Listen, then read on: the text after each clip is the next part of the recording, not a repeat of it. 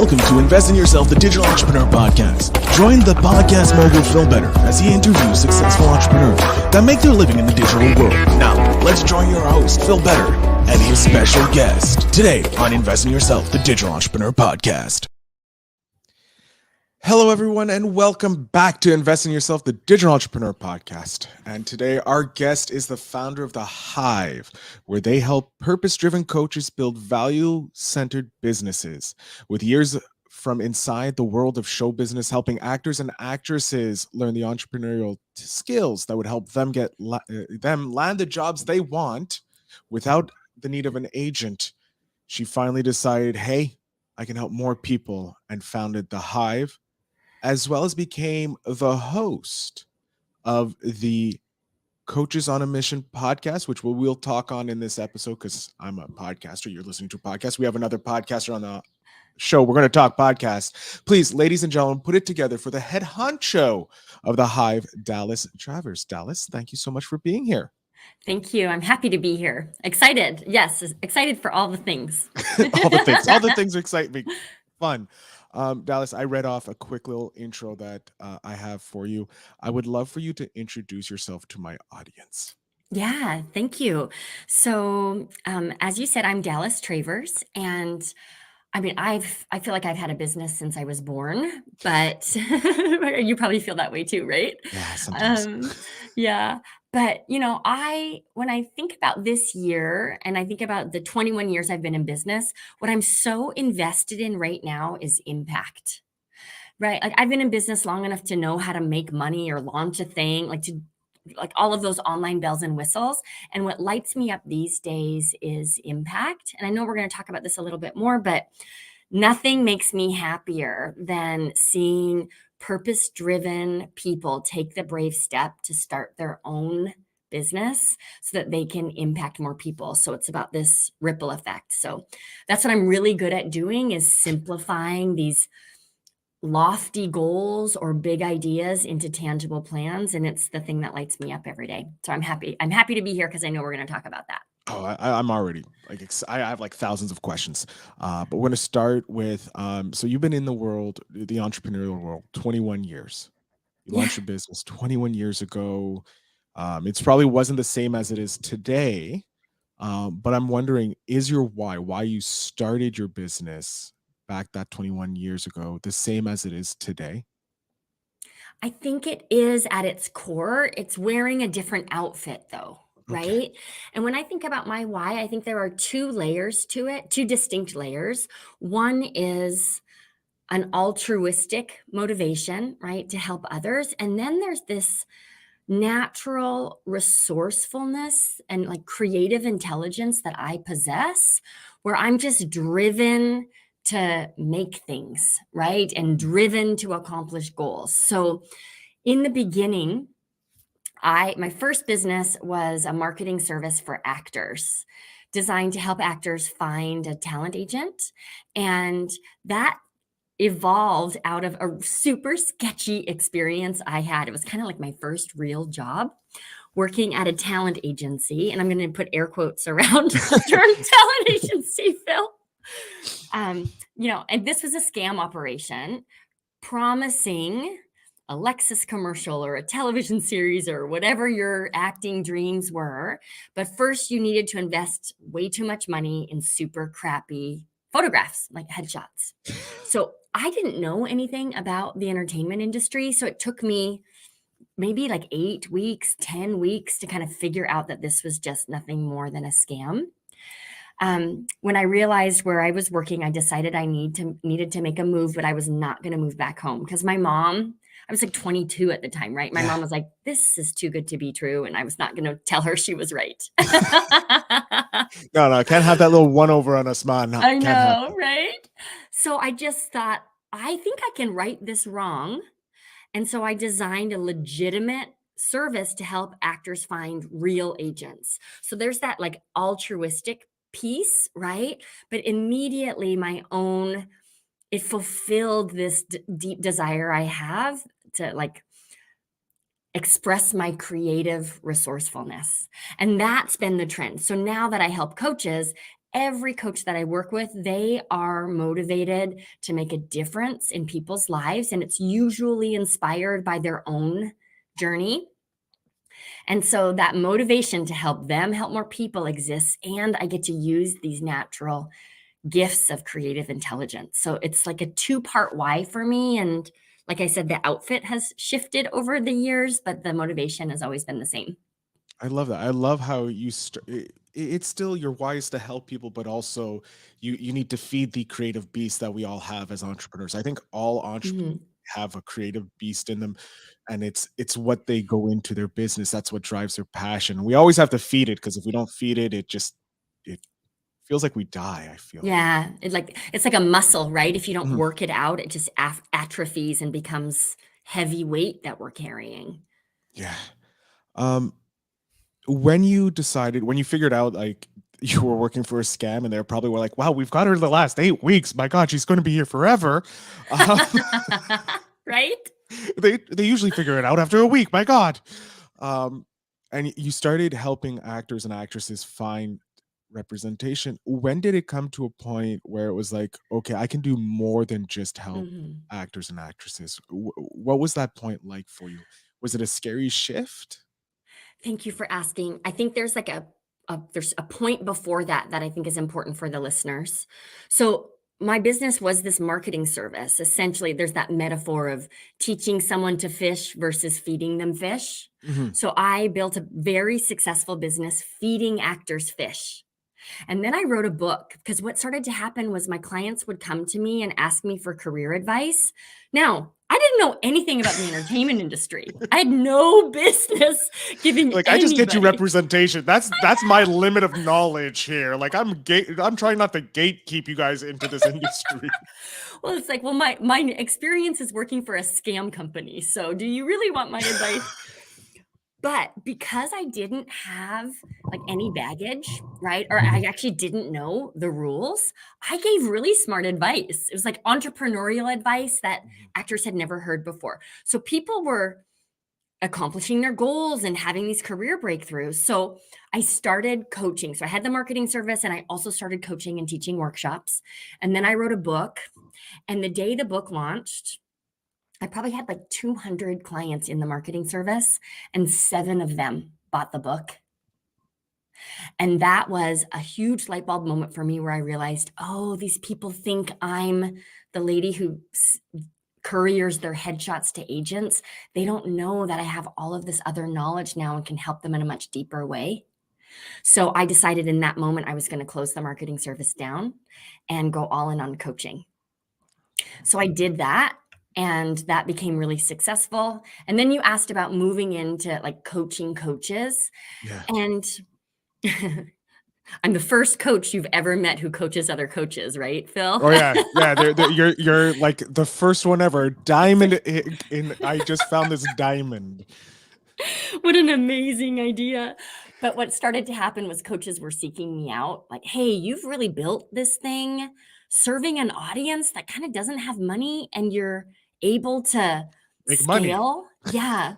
So I started like mentoring other coaches on the side. And then truthfully, and maybe some of your listeners can relate to this, it took me way too long to give myself permission to go all in on the next iteration of my business and to switch our audiences. And I think it was because my ego, if I'm being honest, was like, "Oh, what will these actors do without me?" And and they're all fine, actually. Pretty But sure it they're doing fine. yeah, it I knew I wanted to make the switch about 3 years before I had the courage to do it. And the mistake around that was if I had done it earlier, I could have sold the business, right? And instead I waited until I was just so done with it that I didn't. I, like, did a flash sale on all the courses and called it a day. So, I don't have a regret around that, but looking back, I see where I didn't trust my instincts, and, it just, like, slowed my growth down a little bit, right?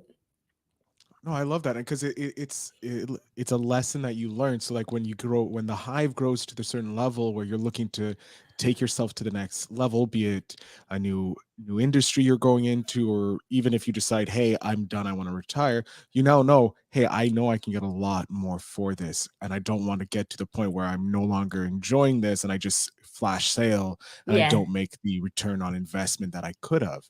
I love that lesson you just also imparted to my audience.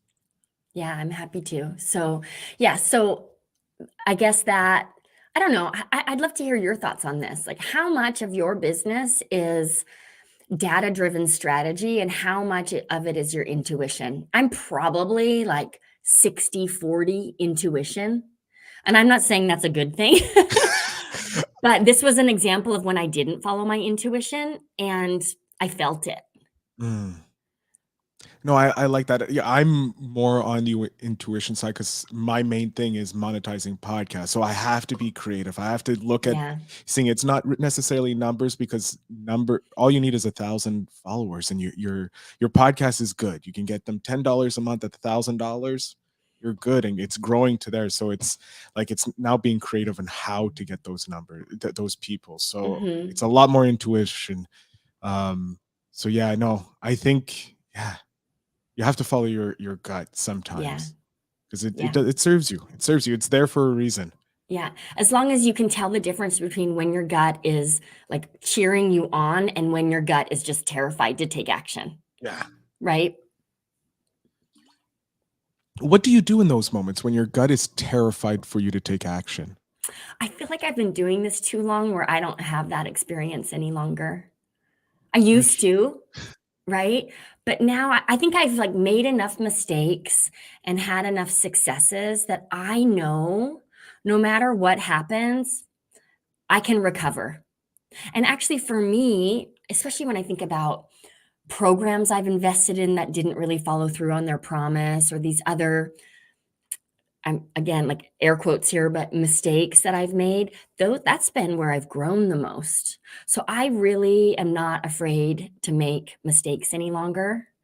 Um, except in an area when it comes to my team, like the people who work for me, I think yeah. sometimes I can get it a little twisted, right? Like care so much about nurturing my team and making sure that they're comfortable and we have this inclusive culture that I compromise the business, right? For Mhm. the sake of the individual and that doesn't feel good for them either. So that is an area where I think I'm still not clear about when it's my nerves talking and when it's actually my instincts talking. Oh, I like that. That you're still learning and you're Mhm. growing because you have the business down pat. That those intuitions are spot on for you. Now it's the more human side of it because you were you when did you hire your first teammate? Yeah. I remember what I'll tell you is there were like interns that I hired, right? Or little siloed people to do very specific jobs. But the year I hired my first like full time, for real team member, Mhm. our business revenue increased by 101%. I know. Wow. Because we like the workforce literally doubled, Phil, Makes right? sense. Makes Yeah. sense. And that was back right like the year before my book came out, so 2006, like a lifetime ago. And I just remember really clearly learning through doing the benefit of making a strategic hire and relating to my team, my one team member, right? But as an asset rather than an expense. I think up until then it was like, well, what who can I afford Mhm. and like what's the minimum amount of money I can spend? And I was working too much for the company to actually grow. So when I shifted that thinking and really saw that spending the money to invest in a for real team member is acquiring an asset in the company rather than just another expense on the expense report every month. And I've never looked back and I see that over and over again now when I bring on a team member. I have 3 of them, 3 full-time people as we speak. When I bring on a team member, I'm adding an asset to the company. And if I can't crunch the numbers to prove that this is an asset, it's likely the wrong person in the right role or the wrong role that I'm hiring for. I like that. I like how you're looking at everything and taking everything into account to see take it as an asset because that's what a person is. They're an Yeah. asset to your team. That's why you're hiring them. You're not hiring them just to fill a role. You want them to bring their knowledge, their skills to help you build a better business. Yeah, it's like the difference between hiring to solve a problem, which sometimes we need to do that, Mhm. right? Like, I don't know anything about WordPress, so I have a tech person who is a WordPress genius, and there's our problem solved, right? But when we're bringing on, like, when we think about the team rather than contractors, if I hire to solve a problem, I'm not growing the company, right? So I wanna hire to grow the company and further the cause, and then you have to bring on an asset in order to do that. I want to talk about growing and where you see the hive and yourself in the next 5 years. Hmm. Um, so right now, the Hive is a year-long mentorship program teaching sales and marketing strategies to values-driven coaches. And I see a real opportunity to add another layer to that, which is a coaching certification, really teaching people inclusive coaching skills so that they can have a deeper impact on the people that they're serving. So I see 5 years from now having like a coach certification track and then a business certification track. And I don't quite know, Phil, how those two things go together, right? And like I don't have the details worked out, but that's definitely the next step for the Hive. I love that. We're I also love that. really committed to social impact. So we have a social impact exchange program where coaches who serve a marginalized community, in exchange for a tuition waiver, they move through our curriculum and every month give us feedback on where our curriculum doesn't actually work for their audience and for their business model. Just so that again that we can deepen the impact and have this ripple effect. So instead of me going in and trying to serve a marginalized community that I have no real knowledge of or connection to, we're helping other coaches have that impact. So my commitment, like we're working on it now, but we're just continuing to grow the fellowship program. I love that, and I definitely need to put you in contact with a person who I interviewed yesterday Oh, that cool. does something called charitable impact, and it's specifically with Canadians. However, I think it's Yeah. possibly a great connection to have. So, since you want to impact, he's impacting people, so probably an amazing connection.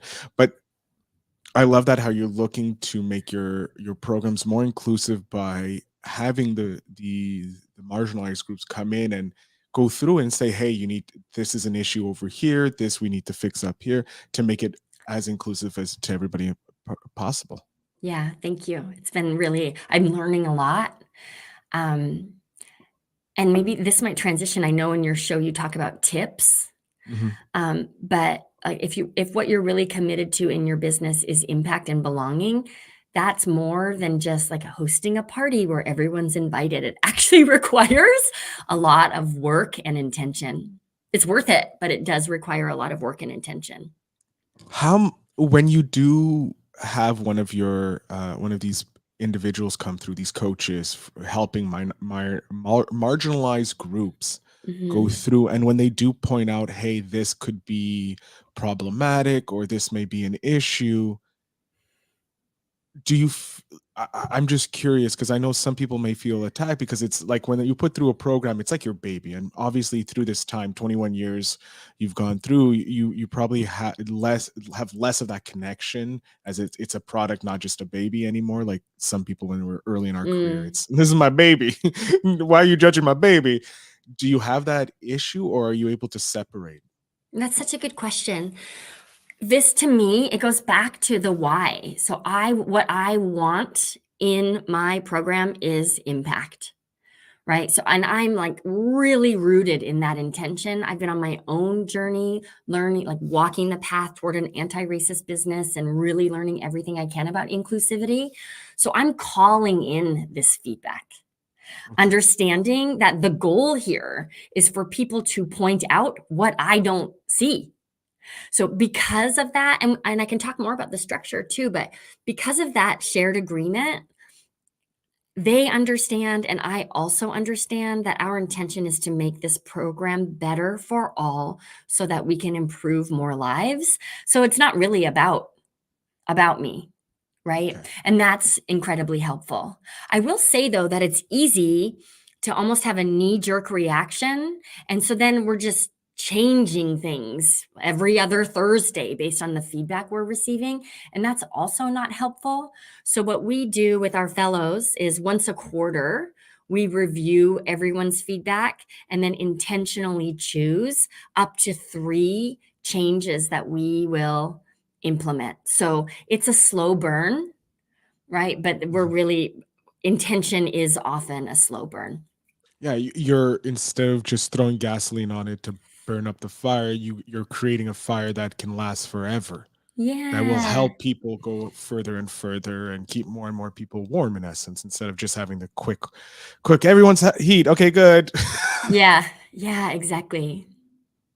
I want to ask, and this is probably a great place so to ask the tip question. Mhm. How do you get to that place? How do you get to a place where you're able to look at it and go, this is going to help more people and not take it as an attack?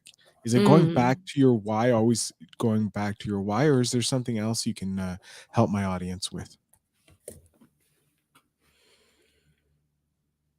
This is such a great question. So there's a few things. Like number 1, this is not my first rodeo. So with time and maturity, right? I think we all just get better at receiving feedback. So that's just like part of it, Mhm. right? Then you mentioned the why, and I think understanding the bigger intention behind our work. And even if you're listening and you're selling widgets, right? Like, what is the why behind the widget? And if we can get really clear on that, and it doesn't even have to be a why that's about saving lives or transformation, it could be a why about creating financial freedom and generational wealth in your family. But when I stand in that intention, the feedback just like whizzes past me and toward the intention instead of landing on my heart. The other thing that I think all coaches in particular, because that's who I work with, need to work really hard at is identifying the distinction between when they are proving worth and when they are providing value. So my goal is to provide value. So if I'm trying to prove my worth and make sure that the hive is the best thing anyone's ever seen, I'm going to get offended every time someone points out a typo on one of our slides, let alone any of these other bigger structural problems. But if my goal is to provide value, it's just not about me. And this is a skill that we can cultivate, right? Like redirecting our intention and our energy toward providing value rather than proving our own worth. Great tips. Great tips. I needed to hear that. I need to hear that every once in a while. Remember that Mhm. it's the feedback is only going to grow and it's not attacking who I am. Got to hear that every once in a while. And it's good to hear it from someone who's further along their journey and every once in a while. I thank you. And I also think that for me, remembering that any feedback I get is coming through the lens of that person's lived experience and their mood of the day. Yeah. Right? Which is a huge part of it. So again, like bringing compassion, I think, to whatever they might be going through in that day and understanding that whatever they're saying to me comes through that filter. But again, if we make decisions with intention and those intentional decisions are rooted in our own values, negative feedback is welcomed. And I find it doesn't sway me at all because I'm just not making stuff up, right? I'm not just randomly throwing something out there on the internet.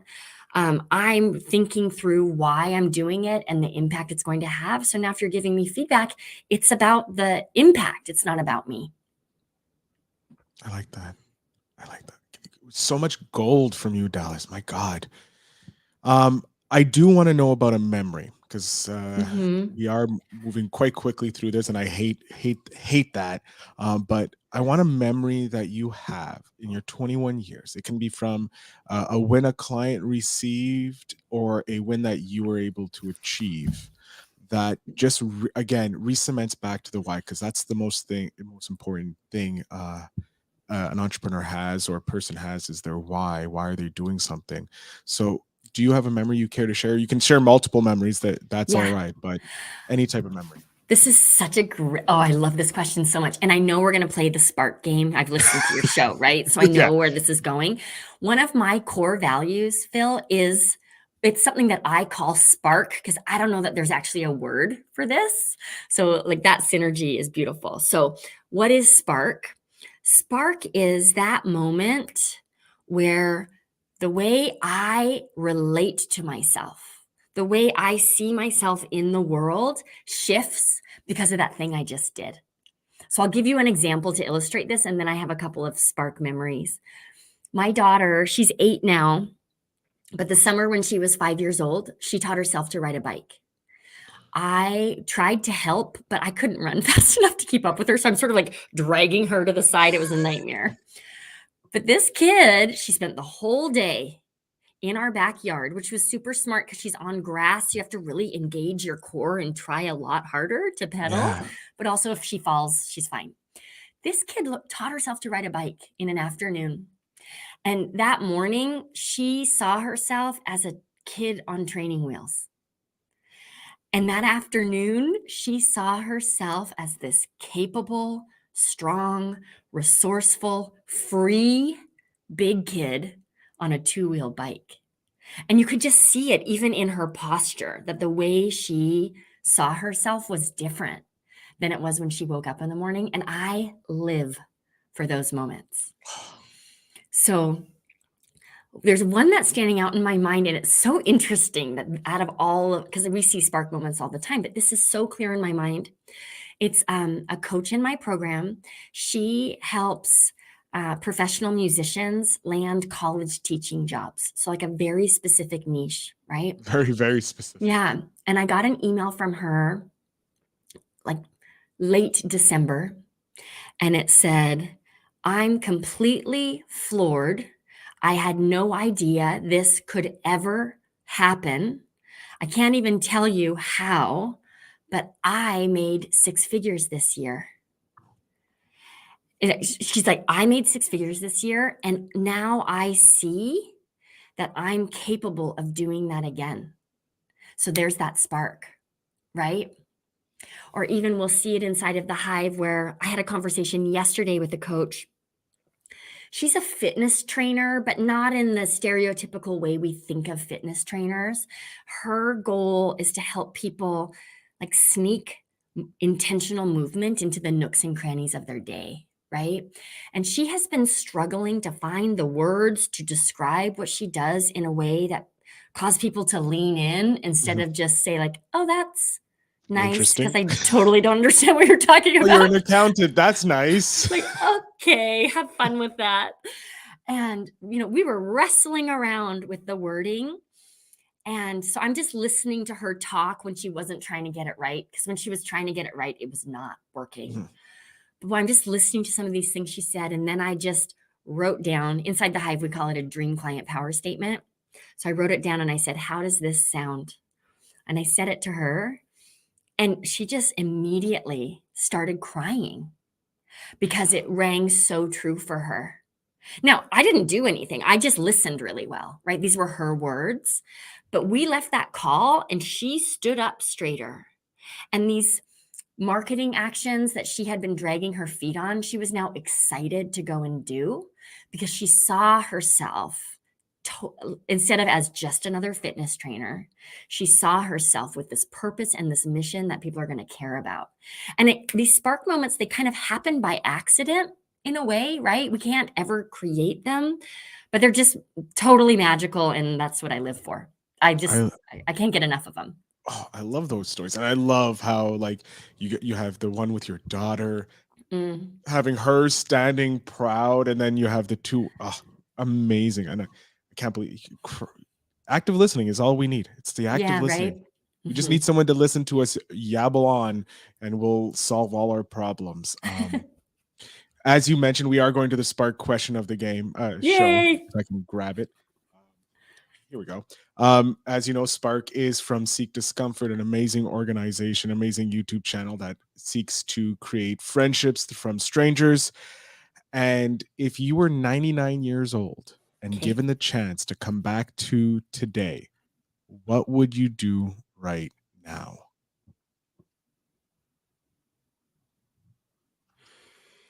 Oh my gosh, I'm so surprised by my answer. So my daughter goes to school on a farm. She does this outdoor school program. And Rosie, the goat, had babies 2 days ago, 4 little tiny baby goats. And I have not made the time to go to the farm and see these teeny tiny goats. And that's my answer. I would hang up with you, Phil, get in the car and go to the farm and see these tiny goats that are like the size of a tissue box. Oh my God. You should do that. I need to do that. Yes, Me I will too. pick her up today. Yeah, you should come. Yeah, I'll jump on a plane. I'll come right down. By the time I get there, school should be out, and I should be able to see the baby goats. I wonder Um, how many times people have a surprising answer to that question that isn't that's like very, I don't want to say mundane, but like just very day in the life instead of, well, I would launch another funnel. yeah, Right? Or rebrand my website. So I'm surprised and delighted by my answer to that I question. love your answer. Going to see baby goats. That's the first, like, that's a life moment. That's like a Yeah. memory. Because how many times do you get to see baby goats that have just been like a few days old? I love it. Dallas, I'm jumping off the screen here. Okay. I want you to tell my audience where they can come find you, how they can support you, listen to your podcast. We didn't even talk about your podcast. Um, You'll have to bring me back, I Phil. will. You know what? I'll get you on my podcast about podcasts because that's There even we go. better about it. Dallas, the floor is yours. Oh, this was so much fun. Thank you, everyone, for tuning in. So, if you're listening to this podcast, I'm going to assume you are a podcast person. So, come over and follow Coaches on a Mission.